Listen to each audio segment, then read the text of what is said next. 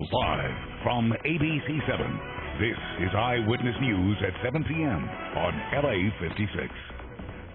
At least one person is dead after a carjacking ends in a crash in Boyle Heights. Strong Santa Ana winds are wreaking havoc across the Southland. They've already knocked down trees and power lines, and it looks like we won't get relief anytime soon. A tour bus from Los Angeles crashes in Northern California, killing one person and sending more than 30 others to the hospital. Good evening, I'm Giovanna Lott. And I'm Jory Rand. Welcome to Eyewitness News on LA56, LA's only live local newscast at 7 p.m. At least one person is dead after a stolen car crashes into a building in Boyle Heights. Firefighters rushed to the 3500 block of East Olympic Boulevard just before 4 o'clock this afternoon. One victim was pronounced dead at the scene. A second person, who was seriously injured, was rushed to the hospital. A witness there says that one of the victims was hanging onto the outside of the vehicle as it sped down the road. He was like dragging a boy, apparently a young man trying to stop the car as they were making a turn. So they were coming at like a pretty much high speed. Police say the stolen car was involved in another traffic collision just a few blocks away.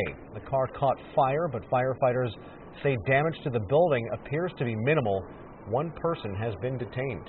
Our other big story tonight, the strong Santa Ana winds that have come across roaring Southern California. Let's get right to Danny Romero for the latest on all the watches and warnings. Danny. Thanks, Giovanna and Jory. We look at the warnings that are in effect right now. We're looking at things, the high winds. These are part of the weather pictures really kicking up as we speak. So these areas here in that burnt orange are under the high wind warning now until noon on Wednesday for the San Bernardino and Riverside County Valley areas. The mountains too, up around Big Bear. We're going to see some strong gusty winds. These in effect through Wednesday into the afternoon hours. These winds here will be in that 25 to 45 mile per hour sustained range. Then we see these gusts, the dangerous gusts that blow up just out of nowhere, it seems, at 80 miles per hour from the mountains to the coastal spots. Orange County coastal under this high wind warning as well till noon on Saturday. We're standing by. Overnight, we'll see these areas in the rows kick into the red flag warnings. The red flag warnings here will be in effect until Wednesday night at 6 p.m. starting at 4 a.m. tomorrow morning. All these areas in the rows with the red flag warning, meaning the high winds, part of that weather picture as well, but also the very, very low humidities, very dry conditions. So that stays with us too. All just getting started over the next few days, taking us towards the holiday and then a change. I'll tell you about that with a 7-day when I come up in just a bit. Right now, Giovanna and Jory, go ahead. Okay, Danny, see you then. Hey, take a look at this picture sent to our ABC7 Facebook page by Gracie Byron. She says the wind blew this canopy up and over a fence in Rancho Cucamonga. Thank you, Gracie, for that picture. And Israel Pinedo shared this video with us on our ABC7 Facebook page. You can see the wind really whipping through, and yes, those are tumbleweeds rolling down the street in the city of Orange. When you see extreme weather happening, share it with us on social media with the hashtag ABC7Eyewitness. You can also upload it to the ABC7 app. The dangerous winds are taking a toll all over Southern California, from the coast to the Inland Empire. Eyewitness News reporter Leanne Suter takes a look at some of the hazards. Howling Santa Ana winds whipped through the Inland Empire, creating dusty and dangerous conditions. In Chino, firefighters had a hard time battling a wood chip fire at a recycling yard. Crews doing all they can to keep it from spreading. All across the area, the high winds combined with low humidity creating serious concern. Those out in the weather say the gusts hit without warning. It'd be like calm, but then it'd be like the push, like a good gust of push, like the car rocks. Or somebody was just standing around, just be blown to the side, yeah. In Malibu, the winds are hammering the coast and creating treacherous conditions out on the water. 6 kayakers were blown a mile out to sea and had to be rescued by a squid fishing boat. In the mountains above Malibu, at least one hurricane-force gust of 81 miles per hour has been reported. This wind is pretty intense. It's not usually like this. Yeah, never like this. It's never this bad. We just ate at the cafe over there at the end of the pier, and it was so windy. We had to go upstairs. There was food flying everywhere. It was ridiculous. Yeah. Food was actually flying off of the plates and onto the ground. In the San Fernando Valley, drivers had to dodge massive tumbleweeds. The mountains as well as passes and canyons seeing the strongest gusts. The wicked winds taking down trees all across the area. This one in Tarzana, landing on top of a parked car. And in Lake Balboa, this old tree didn't stand a chance. A strong gust sending it crashing onto a pickup. The appliances in the back saving the truck from being crushed. I just hear like a snap, and then I look, and then I just see the tree fall. The wind prior to it was just gusting and gusting and gusting. I guess it couldn't take it anymore, so it just fell. No red flag warning exists right now, but certainly serious conditions do. That red flag warning, though, set to take effect early tomorrow morning. In Lake Balboa, Leanne Suter, ABC7 Eyewitness News. Thank you, Leanne. And to track the weather, you need look no further than your mobile device with the free ABC7 Mega Doppler Weather app. It's available from iTunes, App Store, and Google Play. Just search Mega Doppler. A tour bus from Los Angeles has crashed in Shasta County, killing one person and sending 31 others to a nearby hospital. The bus was traveling from LA to Pasco, Washington when it crashed on the 5 freeway just north of Pollard Flat. It was actually the second time today the bus was involved in a crash. Earlier this morning, it crashed into a Denny's restaurant in Red Bluff. No one was injured in that crash. A much different story here. CHP believes the 67-year-old driver who was not injured may have run off the road due to fatigue. Investigators are now talking to him to try to determine exactly what happened. Coming up at 7:30, we'll hear from a passenger who was actually on that bus. A vigil tonight in San Bernardino for 2 young children killed last week in an apartment fire. 6-year-old Kendra and her 2-year-old brother Saul were killed on Thursday while trapped inside their apartment that had gone up in flames. Their father was also severely burned in that fire. All of this happened while their mother was in labor at the hospital. San Bernardino police say the property had been foreclosed and had been boarded up 10 days earlier when the family then was told to vacate. The fire department has been criticized for their response time, which even they admit was longer than usual. The cause of the fire is still under investigation. An autopsy tomorrow could provide answers in the suspicious death of a Santa Ana toddler. Police raced to the boy's home on South Linda Way early yesterday morning after receiving a report that a child was not breathing. Officers found his body in a bedroom. They aren't saying why his death appears to be suspicious. His parents were questioned by detectives and released. A man in South Park is struck and killed while crossing the street. Police got the call around 12:30 this morning near the intersection of East 46th Street and Avalon Boulevard. When officers arrived, they found the victim there dead.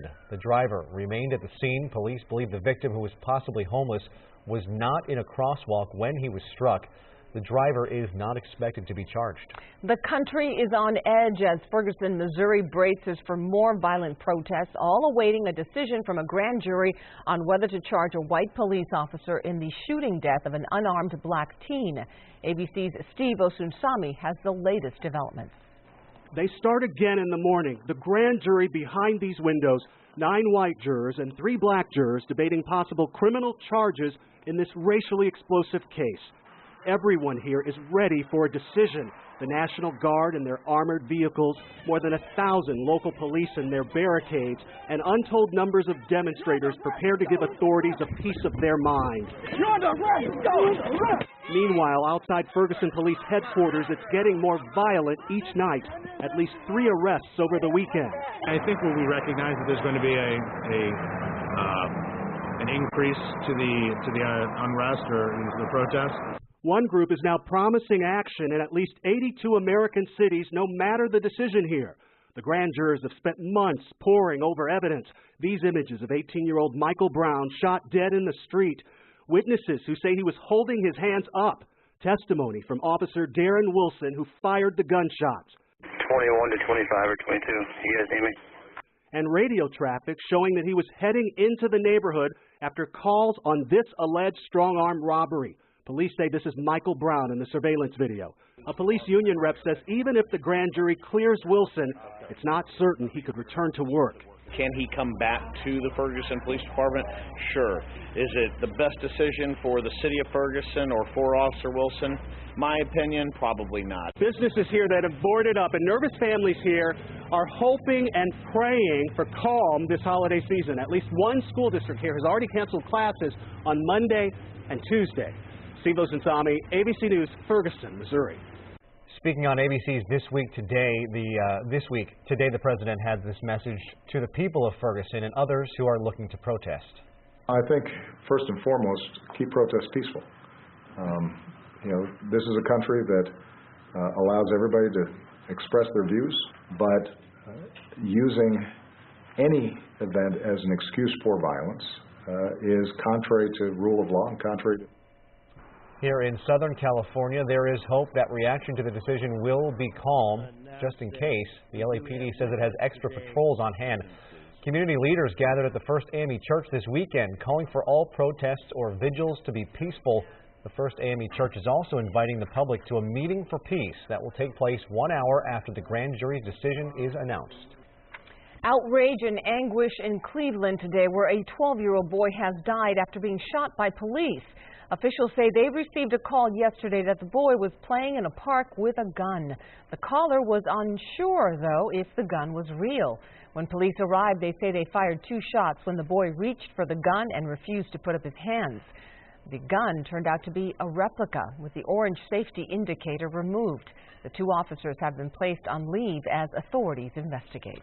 Staying in Ohio, in Columbus, 2 young girls held in isolation have tested negative for the Ebola virus.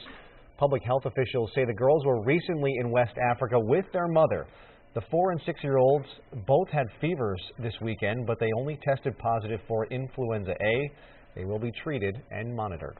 A Bay Area man whose car was crushed by a falling window washer is speaking out. Mohammed Al-Qazai visited his Toyota Camry today as he tried to recover some personal items. On Friday, he was trying to find parking in San Francisco's financial district when the window washer fell 11 stories and crashed right on his roof. Al-Qazai took this video of the car. There was barely enough room for anyone to fit inside, but somehow he walked away without a scratch. I think today I was on the right, spot on the right time. We lost the car, but who cares, All I care about is I have him. If my car wasn't there, the guy would have hit the street, the concrete, and he wouldn't have been alive. The window washer remains hospitalized in critical condition. Al-Qazai says he's praying for the man's prompt recovery. It's amazing both are still alive. No kidding. Coming up on Eyewitness News, another update on those wicked winds sweeping across Southern California. And new fears after parts of the country were blanketed with more than 7 feet of snow. We'll tell you what could happen when all that snow melts. And the talks to negotiate a nuclear deal with Iran are coming down to the wire as tomorrow's deadline looms. We'll have the latest after this.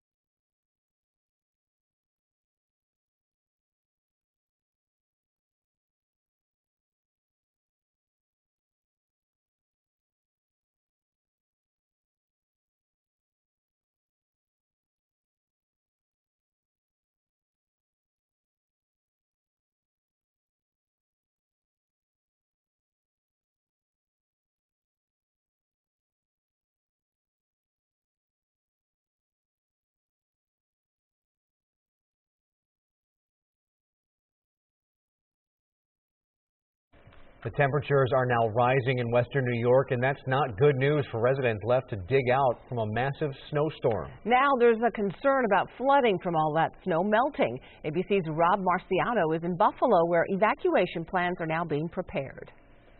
First shoe was 7 feet of snow. Second shoe then becomes flooding. These walls of white could turn into walls of water. As temperatures rise, so do fears that Buffalo could go from snowed in to flooded out. The mercury will get into the 60s Monday in western New York, a good 15 degrees above normal. Governor Andrew Cuomo warned residents to prepare for possible large-scale evacuations. A toxic brew is what happens in a flood. It has sewage in it, it has all sorts of runoff in it, and it does tremendous damage. Nearly 80 inches of snow have caved in the roofs of some 30 Buffalo buildings. And in the streets, they started digging that car out, but what's the sense? I mean, this road hasn't been touched. Can you imagine living like this for 6 days and counting? In some areas, streets are still invisible under a blanket of white. Residents are stranded in their homes. This man is a good Samaritan to the snowbound. They can't get to work. They can't get groceries. I had to walk to Tops over there on Southwestern just to get a gallon of milk for my neighbor. And this man gave the stork a hand with his tractor and plow when his wife's water broke, driving in whiteout conditions to the hospital, where the couple welcomed their very own snow angel. Residents are now hoping the better angels of Mother Nature don't turn mountains of snow into rivers of water. Rob Marciano, ABC News, Buffalo, New York.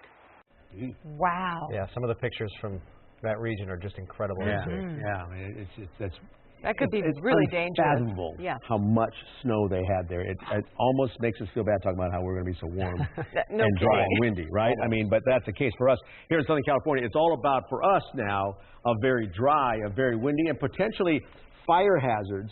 All part of our weather picture. Let's go outside, take a look right now. And we got a live look to the Irvine Spectrum camera, and there we're seeing a pretty good view of Orange County, looking nice tonight. Clear skies for the most part, getting clearer as these winds begin to really kick up and do their work even more so over the Southland. Our downtown skies are mostly clear right now, and we're finally cooling down a little bit, 67 degrees of temp, but still extremely dry with only 12% relative humidity. And today, 71 the normal temperature for downtown, got to 80 degrees. So again, warm, but more warm still to come. 6:34, sun rising up to get your Monday going tomorrow. For us, we can see things start to dry out. There's a ridge of high pressure giving us these strong winds, this strong offshore, grabbing cold air from the north, whipping it around this high, warming it as it goes from the east to the west with compressional heating, and that means the warmer temps on the coast than there are on many inland spots. Kind of a strange little weather phenomenon, but going on certainly for the area, and we're going to stay this way certainly next few days. Overnight numbers will be on the colder side as the skies clear out. No cloud cover to hold in the heat, so we get down to 31 in Lancaster, 39 in Frazier Park, down to 48 in Simi Valley. Then tomorrow, here's what I'm talking about. 63 in the high desert of Palmdale, but 79 at Malibu, 80 at Thousand Oaks, 78 in Pasadena, Redondo Beach, 80 degrees. 74 in San Bernardino. Now the 7-day. Power by AccuWeather showing you the rising temps to 81 for LA Metro and Orange County tomorrow. For Monday, still warm and windy. Tuesday and Wednesday in the upper to mid 80s. For Thanksgiving, down to 82. Still a pretty warm day. Finally, marine layer returns. We get numbers back down near normal by the weekend, 74 and 72. For the valleys and the Inland Empire, a sunny couple of days and windy as well. Those gusts to 50 miles per hour, some spots even more so. But look at the temps from 78 tomorrow to the 80s and holding there to Thanksgiving. And then on Friday, Saturday, and Sunday, a little marine layer moves in, so some morning clouds, but the afternoon sunshine still gets temps up to the mid to upper 70s into Saturday and Sunday. Mountains will be sunny and windy, gusty winds, certainly, or warm, I should say the beaches here, sunny and windy, and the temps going to 81 for Tuesday and Wednesday. Thanksgiving, a great day at the beach, 78 for the afternoon high, and then morning clouds and fog, marine layers Saturday and Sunday, so temps get back down to 70 and 68 by the end of the weekend. Mountains will be cool and windy and gusting to 80-mile-per-hour winds. And look at those overnight numbers, down in the 20s, daytime highs 50s and 60s through the week. Thanksgiving Day is 63 for a high, 28 for a low. It's a very cold night. And then by the weekend, 50s for the highs, 20s for the overnight lows. The high deserts, cool and windy, gusting 50 miles per hour, temps in the 60s for Monday and Tuesday, and then the wind still there Wednesday, but then the temperatures start to rise up. So Thanksgiving will be a nice warm 75, and then by Friday, Saturday, and Sunday, slowly cooling down to the 60s. But then again, overnight numbers, 20s and 30s in the high deserts and in the mountains. That is frigid. Very big cold. in Buffalo. Yep. Yes, exactly. Thanks, Danny. Yeah. It appears international talks to negotiate a nuclear deal with Iran will not meet their Monday deadline. According to an official source, the U.S. has told Iran it's time to consider extending nuclear talks past their deadline. Officials from 6 world powers are in Vienna trying to work out a deal to cap Iran's nuclear activities in exchange for lifting sanctions on the Islamic Republic. U.S. Secretary of State John Kerry says there are still big differences between the two sides, but progress is being made. We still have some serious gaps, which we're working to close. The good thing is the P5+1 are united and working in concert, we're simply going to not say anything substantive about the discussions while they're going on, but a lot of serious work is going on by a lot of people. Germany, the U.S., Russia, China, France, and Britain are all part of the negotiations. If all parties agree, including Iran, talks could resume early next month.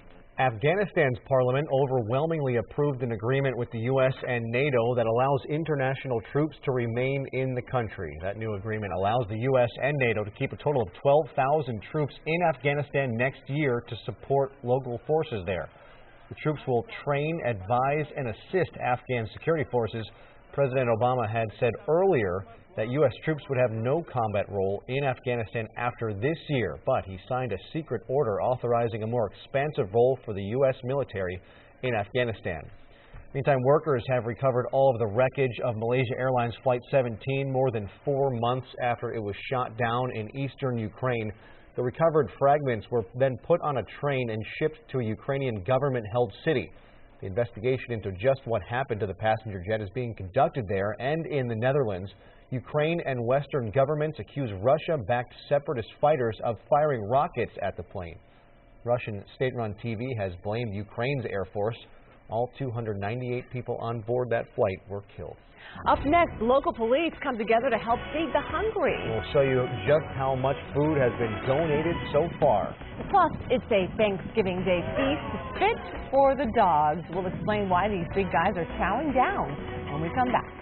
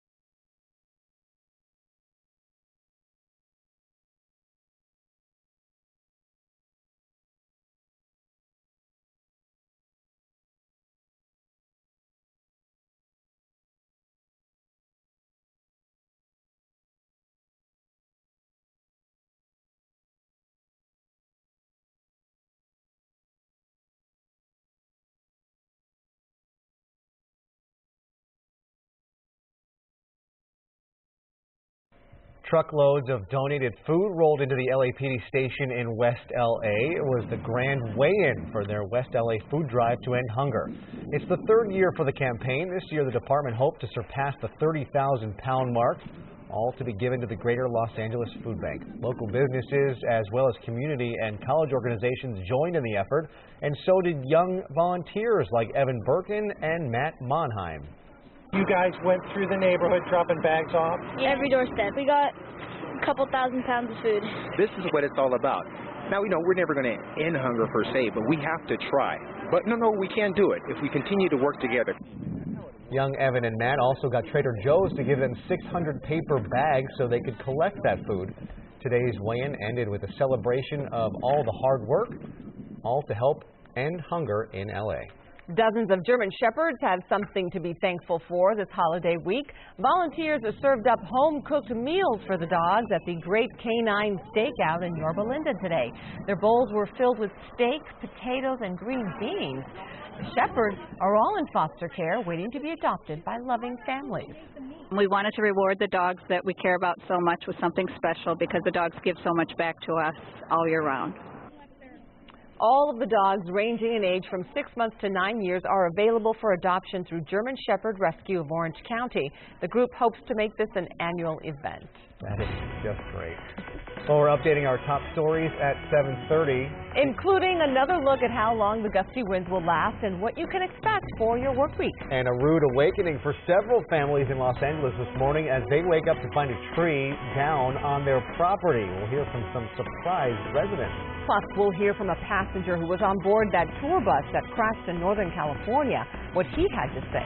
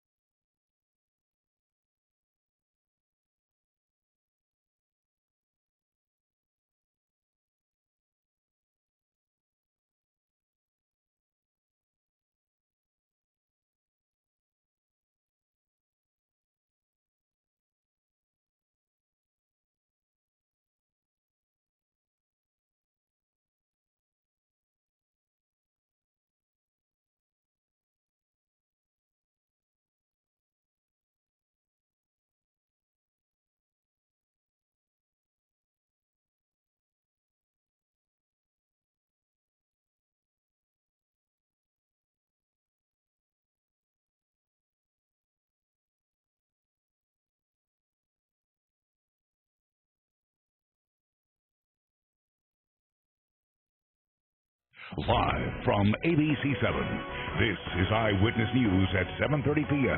on LA56. Our top story at 7:30, dangerous Santa Ana winds whipping across Southern California. Hello, I'm Giovanna Lotta. I'm Jory Rand. This is Eyewitness News on LA56, LA's only live local newscast at 7:30 p.m. From the coast to the Inland Empire, the howling winds are creating low visibility and other hazardous conditions. In Malibu, 6 kayakers were blown a mile out to sea and had to be rescued, and many trees have come crashing down. Danny Romero is here to tell us how much longer these extreme winds will last. Danny. All right, thanks, Jory and Giovanna. Actually, we're just getting started with this wind event and the very dry conditions. Let's talk about the winds first. Here, the high wind warnings are in effect right now up around the mountains of San Bernardino County. In effect now till Wednesday at noon, the high wind warning, extending also to Riverside County. There, too, we're seeing those wind warnings in effect until Wednesday at noon. You mentioned all the way to the coast, yes, down the Orange County coastal spots. There, too, we're seeing this high wind warning in effect until noon on Wednesday. So another 3 days of this really going on. And we're talking about these high winds in that category of 25 to 45 miles per hour sustained winds. And then those dangerous gusts come in, whipping up to 80 miles per hour in many areas from the mountains to the coast. Now, add to this winds the very low humidities, gives us these red flag warnings. These will kick in overnight tonight, about 4 a.m. on Monday, and last till Wednesday at 6 p.m. from the LA County mountains up around the Ventura County mountains as well. Red flag warning, meaning the high winds and the low humidities, a very strong fire danger. But then things change just in time for the holiday. I'll tell you about that with the 7-day in just a bit. Giovanna and Jory. Right now, it's yours. Danny, thank you. 2 downed trees caused some significant damage in Highland Park, but as Eyewitness News reporter Q McCrae tells us, we might not be able to blame the wind on this incident.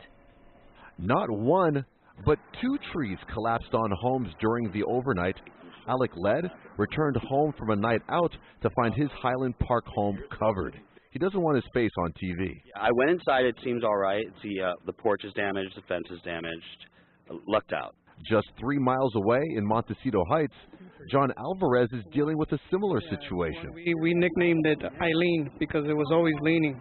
This tree put a hole in his roof, damaged 2 cars, and knocked down power lines. We heard like a really loud thud.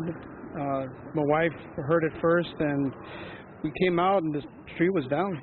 No one was hurt in either incident. Both trees fell during a high wind advisory in the LA area, but firefighters don't think the wind knocked over the trees. These homeowners agree. It seems like it's a city tree, and of course, as city trees go, maintenance doesn't happen that often. The trees are on city property. Alvarez told us he's been calling authorities for the past 9 years about the danger. We told them many times about it, and they came out and they assessed it and they said it was good. Well, I guess not. We've only been here for about a year, so it hasn't been looked at in a while, and we actually trimmed it ourselves privately. I contacted city officials about both downed trees, and I'm still waiting for a call back. Keep in mind, though, it is the weekend, and we likely won't hear from them until tomorrow. In Highland Park, I'm Q McCrae, ABC7 Eyewitness News. Thank you, Q. A tour bus from Los Angeles has crashed in Shasta County, killing 1 person and sending 31 others to the hospital. The bus was traveling from LA to Pasco, Washington when it crashed on the 5 freeway just north of Pollard Flat. The driver was not injured. Investigators are now talking to him to try and determine exactly what happened. CHP believes the 67-year-old driver may have run off the road due to fatigue. We got reports from passengers that said the driver looked to be sleeper fatigued. I don't know if he was,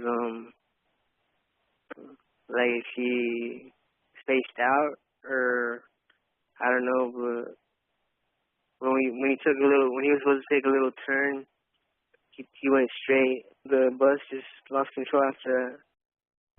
CHP says this was actually the 2nd crash in 1 day for the bus. Earlier this morning, that bus crashed into a Denny's restaurant in Red Bluff. A 7-Eleven store in La Habra is cleaning up after an elderly woman crashed into the store. It happened late last night on East La Habra Boulevard. Police say the woman was trying to park and hit the gas instead of the brakes. The car took out the cashier's counter and caused other significant damage. Luckily, the store clerk was brewing coffee at the time and wasn't behind the counter. I working behind the counter, so I know coming over here. So I look in, so boom, one car here. The store clerk says the driver is a regular customer. No one was injured. In Ontario, police are searching for the driver of an SUV who caused a fiery wreck and then took off. It happened just after 10 last night at Haven Avenue and Mission Boulevard.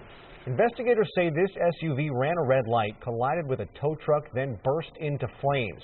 That's when the driver ran away from the scene, leaving behind their vehicle with 2 or 3 passengers still inside. Police say they all suffered minor injuries. The tow truck driver was not harmed. 3 months after a magnitude 6.0 earthquake hit the Napa area, state and federal authorities have paid out the first $12 million in recovery aid. The August 24th quake was the largest one to hit Northern California in a quarter century. One woman died from injuries in the quake and hundreds of others were hurt. Officials say damage assessments are ongoing and there's no way to know the final aid package for quake repair until all the money has been dispersed. All fraternities at the University of Virginia have now been suspended following reports of sexual assaults on campus. That report in the current Rolling Stone magazine alleges a culture of rape at UVA. The article includes the story of a first-year student who says she was gang raped at Phi Kappa Psi fraternity in 2012. Since the article, another student has now come forward with a similar story about that same fraternity. Police are now investigating. SeaWorld is speaking out today after being forced to postpone an animal rescue because of hecklers and someone reportedly throwing rocks. SeaWorld employees say they had to leave and return with police protection in order to safely reach the wounded sea lion. Eventually, the marine biologists pulled the animal to safety and were able to treat it, but on their first attempt, the employees say they were harassed. Thank goodness it didn't make contact and no one was injured, including the animal, but it definitely created a hostile environment where we no longer felt safe. The SeaWorld employees said they have faced more frequent harassment since the release of the documentary film Blackfish last year. That movie was highly critical of the methods SeaWorld uses to capture and keep orcas and other marine mammals. SeaWorld has repeatedly stated its animals all receive the best of care. That little guy is incredibly cute. So cute. Much more news still to come here on Eyewitness News on LA56. And getting a jump on the Thanksgiving holiday, we'll take you to a special pre-turkey day meal. Plus, a big Thanksgiving giveaway for needy families in South Los Angeles today. We'll show you more of this annual tradition.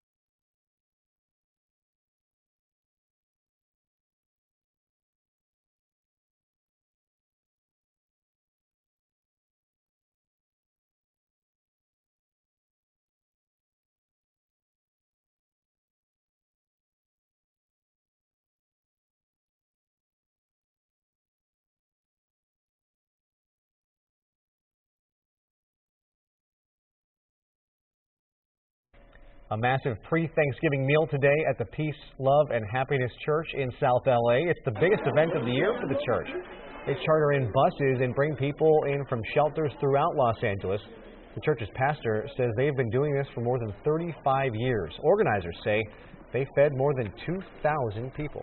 And a big Thanksgiving giveaway for needy families in South Los Angeles today. Longtime community activist Sweet Alice Harris was joined by volunteers from more than 40 community and faith-based organizations in LA County. They handed out 1,100 vouchers for $75 worth of groceries at Ralph's or Food for Less, as well as bags of groceries.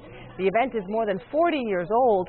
Major sponsors are the Nix Financial Foundation and the Connects Federal Credit Union. Those are the heroes of the holidays, but there are also some Grinches out there. As holiday season draws near, so are thieves stealing packages right off your doorstep. Well, now there's an app for that. Still to come on Eyewitness News, we'll introduce you to the app that could help you protect your holiday orders.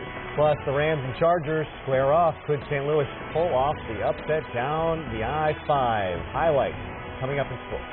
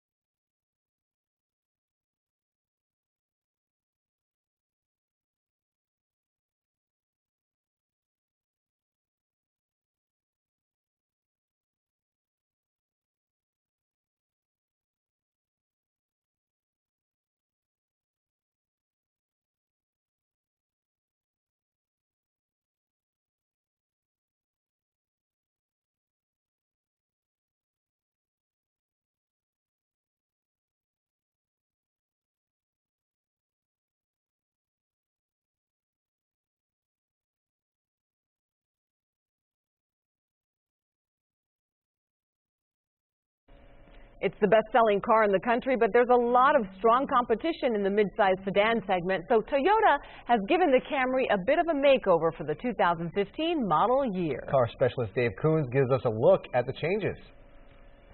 Statistically, you probably know someone who drives a Camry, or you drive one yourself. It's been the best-selling car in America for 12 years in a row. I think that it is what you get for the money. It's a great handling car. It's a very comfortable car. It's a great looking car. To say that the Camry is popular is an understatement. Toyota estimates that one is sold every 54 seconds.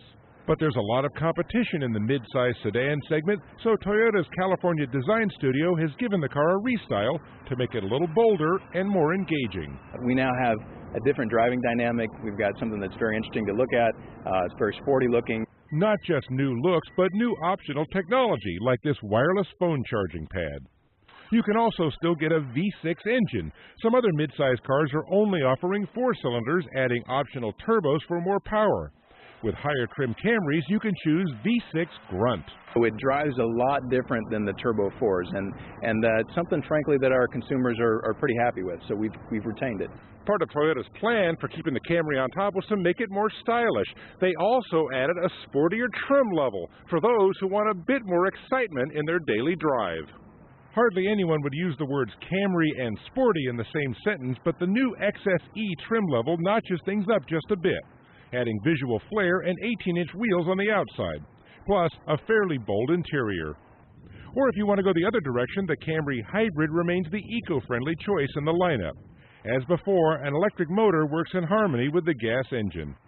Mileage estimates from the EPA range from 38 to 43. The Prius may do better and is the hallmark of Toyota hybrids, but the Camry does the job in a more conventional package. They've managed to sell over 10 million Camrys since introducing it more than 30 years ago. Now, with strong competition all around, Toyota has turned up the wick on the car's style and features.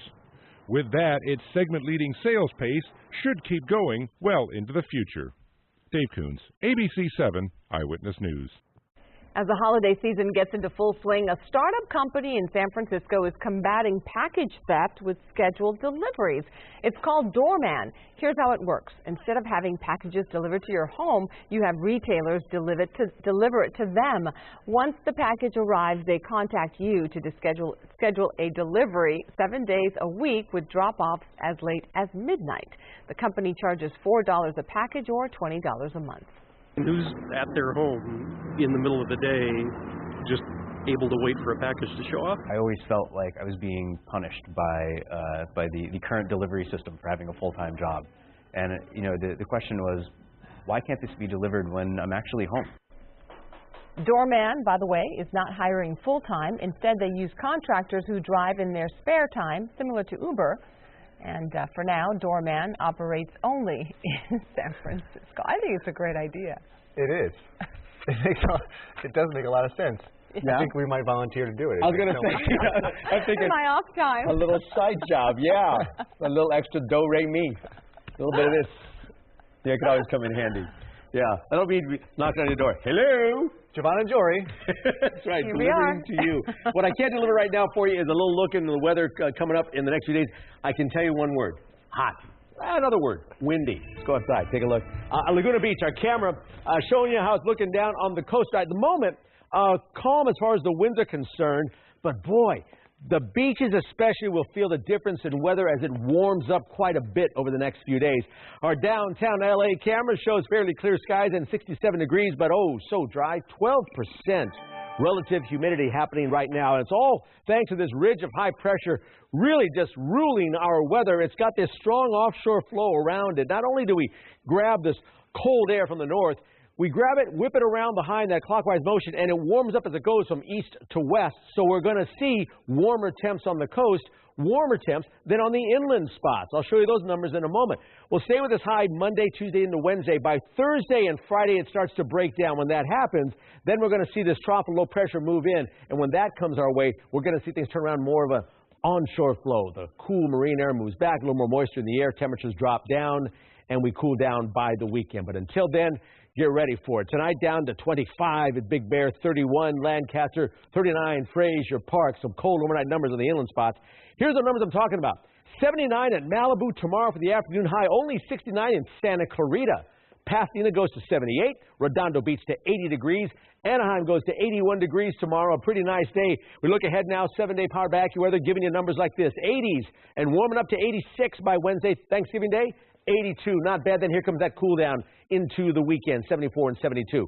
Valleys and the Inland Empire, we're showing you 78 to 83 to 85, still hot and windy for the first part of the week. And then a sunny, warm Thanksgiving Day, 84 for the high on Thursday. Then back down to the mid to upper 70s by Saturday and Sunday. Beach areas, look how warm it is. 79 tomorrow, 80s for Tuesday and Wednesday to 78 for Thanksgiving Day. And then normal numbers get back by the weekend. Morning clouds, afternoon sunshine, 70 and 68 for the highs. Mountains will be windy, gusting 80 miles per hour. Very cold at night, down to the 20s. Daytime highs 60s and 50s. Thanksgiving Day, a pretty nice one. 63, clear and sunny, and then cool into the weekend. High desert areas, gusty winds, 50 miles per hour. Temperatures in the 60s during the days, 30s overnight. Very cold. Winds died down just in time for Thanksgiving Day on Thursday with a high of 75, and then 60s by Saturday and Sunday. But again, those nighttime numbers, very cold. There you go. All right, Danny, thank you. Yep. And Curtis here. Let's start on the ice. That's right. We're talking about the cold. You know, if the Ducks actually started the playoffs today, they'd be the #1 seed. But the Ducks are looking to take a little bit of a breather these days. After 7 overtime or shootout affairs in the past 8 games this month, they're in the Arizona desert right now. They're leading. We'll show you the highlights on Eyewitness News at 11 o'clock. Rams invade Qualcomm Stadium. Remember, the Rams have already beat the likes of the Broncos, Seattle, the Niners. The Chargers had their way early. Keenan Allen takes this one, and he can race to Miramar, 29 yards, and they're up by 10. Rams came right back. Sean Hill to Stedman Bailey. With that, it's a 3-point game. They got down to the 3-yard line, a minute left, and then Stedman didn't see that. Oh, my goodness, the Chargers survive, and that was huge because, remember, Kansas City lost this week to the Raiders 27-24. Meantime, San Francisco looking to stay in the playoff race against Washington today, and the former Arizona Cardinal, Anquan Bolden, on the receiving end of this pass from Colin Kaepernick, 30 yards on its 7-zip Niners. Redskins answer back. Alfred Moore squeaks in from yards out. It's all tied up at 7. Skins were up by 3. They go to Carlos Hyde, give San Francisco just their 5th rushing touchdown. Niners starting to heat up as it gets cold. 7-4. Clippers in Memphis, a showdown against the best in the West. Blake Griffin had a tough go inside tonight. 5 of 17 is all he hit tonight. Number 32 only had 12 points in his 33 minutes. Chris Paul, though, he was Chris Paul. Kids, if you want to watch a great move by a short guy, look at this. Is that just incredible? The patented Chris Paul move.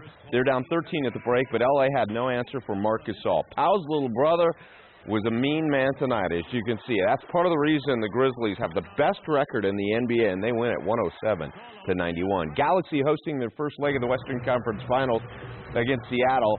This at home at the StubHub Center. Look at the goalie here. What a great stop, not 1 but 2 for the Galaxy. Second half, AJ De La Garza finds Marcelo Savas, whose shot is deflected and goes in. The Galaxy have not lost at home since the season opener as they take this one 1-0. Of all the results, that was probably, third best. I guess 2-0 or 3-0 would have been second and first best, but we're confident. We've been there twice this year. We're thoroughly dominant in the first game, and we're the much better team for 86 minutes of the second game. So we're full of confidence going there. Landon Donovan was snubbed this summer from that U.S. national team. He could get the last laugh if he continues to win. Yeah, and that soccer best-of-2 Best series. of 2, yeah. They play soccer. one more in Seattle, and then we'll total up the goals. All right, Kurt. Thank you. New tonight on Eyewitness News at 11 on ABC7. The search is on for a burglar who broke into a Pomona home. The surveillance video that could help lead to his capture. And Frozen's Olaf goes to space. We'll show you his epic adventure. Plus, we now know who will headline the Super Bowl halftime show. It's all on Southern California's #1 newscast, Eyewitness News at 11 on ABC7. Well, ahead here on Eyewitness News, we'll tell you what tops the box office this weekend. And one housekeeper gets the surprise of a lifetime after being pranked. We'll explain.